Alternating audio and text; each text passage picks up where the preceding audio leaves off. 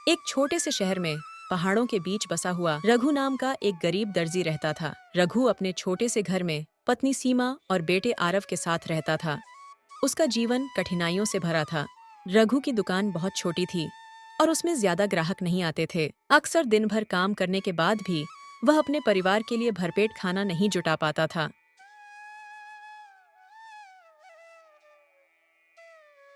उस दिन शाम को रघु घर लौटा।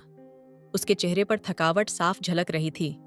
सीमा ने पूछा, अजी, आज काम कैसा रहा जी? आपके चेहरे पर तो काफी थकावट नजर आ रही है। सीमा, कोई ग्राहक नहीं आया। सीमा, अगर काम ऐसे ही चलता रहा ना तो मुझे खुद नहीं पता मैं क्या करूँगा। हालात दिन पर दिन बिगड़ते ही जा रहे हैं सीमा। अब तो ऐसा लगने लगा है सीमा की जैसे किस्मत भी हमारे साथ नहीं। अजी, आप ऐसा क्यों कहते हो? अगर आप हिम्मत हार जाओगे तो हम सबका क्या होगा? भगवान पर भरोसा रखो, हमारे भी अच्छे दिन आएंगे। ये बुरा वक्त निकल जाएगा जी। अजी, मुझे तो ये समझ नहीं आ रहा, आज रात खाना कैसे बनेगा जी? सीमा, जो थोड़ी सी दाल बची है उसे बना लो। भगवान ने चाहा तो कल कुछ काम मिल जाएगा। सीमा ने बची हुई दाल से रोटी बनाई और खाने की तैयारी की।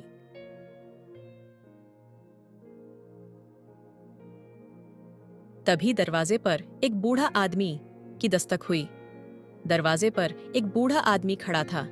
उसने फटे पुराने कपड़े पहन रखे थे और उसकी आंखों में भूख झलक रही थी।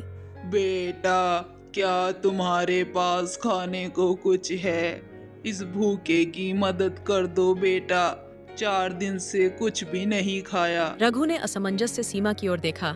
सीमा ने कहा, अजी, हमारे पास बस इतना ही खाना है कि एक बार खा सके, लेकिन एक भूखे को मना करना तो पाप है जी। हाँ सीमा, तुम बिल्कुल ठीक कह रही हो।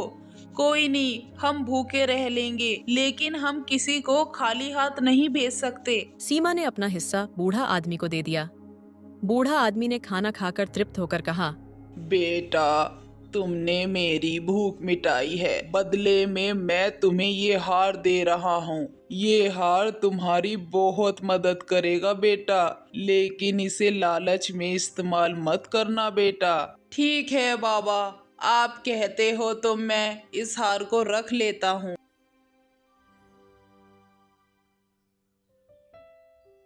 रघु ने हार को ध्यान से देखा। यह साधारण सा हार था, लेकिन उसमें एक अलग ही चमक थी। उसने इसे एक कोने में रख दिया और सो गया।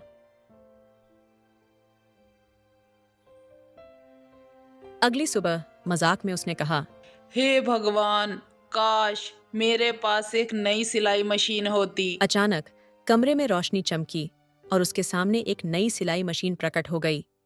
रघु स्तब्ध रह गया। उसने खुशी से सीमा को बताया, सीमा, बूढ़े बाबा ने जो उस दिन हमें हार दिया था, ये तो जादुई हार है। मैंने तो बस ऐसे ही मजाक में कहा था कि मेरे पास भी एक नई सिलाई मशीन होती। और जैसे ही मैंने ये सब बोला, अचानक से एक जादुई रोशनी प्रकट हुई और उसमें से सिलाई मशीन निकली।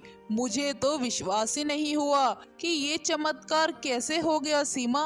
अजी, ये तो बहुत अच्छी बात है।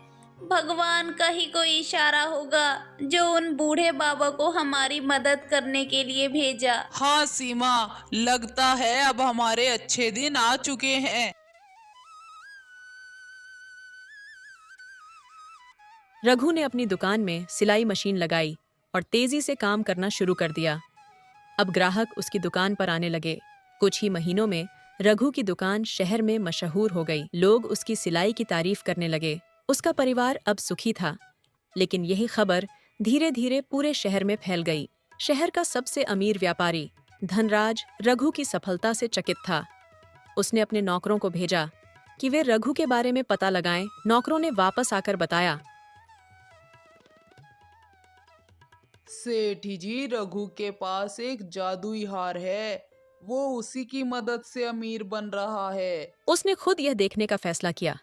धनराज ने अपने नौकरों से कहा, रात को जाकर देखो कि वो हार कहाँ रखता है। आई समझ? और खाली हाथ बिल्कुल भी नहीं आना।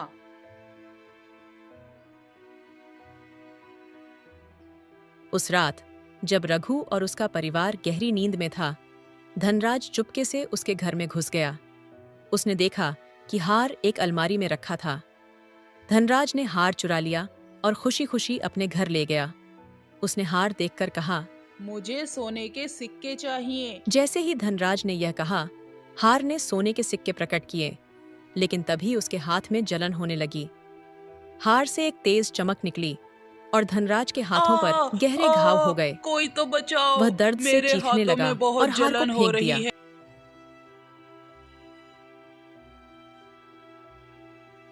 अगले दिन धनराज ने हार को वापस करने का फैसला किया। उसने रघु के पास जाकर माफी मांगी और कहा, भाई, ये हार मैं तुमसे चुरा कर ले गया था। उस रात जब तुम सो रहे थे, ये हार मैंने ही तुम्हारे घर से चुराया था। लेकिन इस हार ने मुझे अच्छा सबक सिखा दिया। भाई, मैं बहुत शर्मिंदा हूँ, मुझे माफ कर दो रघु भाई। इस हार ने मुझे भी सिखाया है कि इसे केवल जरूरतमंदों की मदद के लिए इस्तेमाल करना चाहिए भाई। अब इसे किसी ऐसे व्यक्ति को देना चाहिए जिसे सच में इसकी जरूरत हो। तभी उनके दरवाजे पर एक संत व्यक्ति आया। उसने कहा, क्या तुम मेरी मदद कर सकते हो? मैं भूखा हूँ। रघु ने उसे खाना खिलाया और जादुई हार दे दिया। जैसे ही वह संत व्यक्ति हार लेकर चला गया, वह अचानक बूढ़े आदमी के रूप में बदल गया। ये वही बूढ़ा आदमी था जिसने पहले रघु को हार दिया था। उसने कहा, रघु, तुमने अपनी ईमानदारी और दयालुता से मेरी परीक्षा पास की। अब तुम्हें जीवन में कभी कठिनाई नहीं होगी।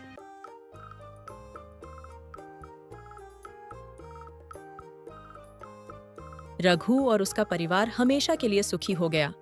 लेकिन वह हार अब किसी और की मदद के लिए अपनी यात्रा पर निकल पड़ा। कहानी का संदेश: सच्ची सफलता केवल ईमानदारी, परोपकार और धैर्य से मिलती है। लालच का अंत हमेशा दुखद होता है।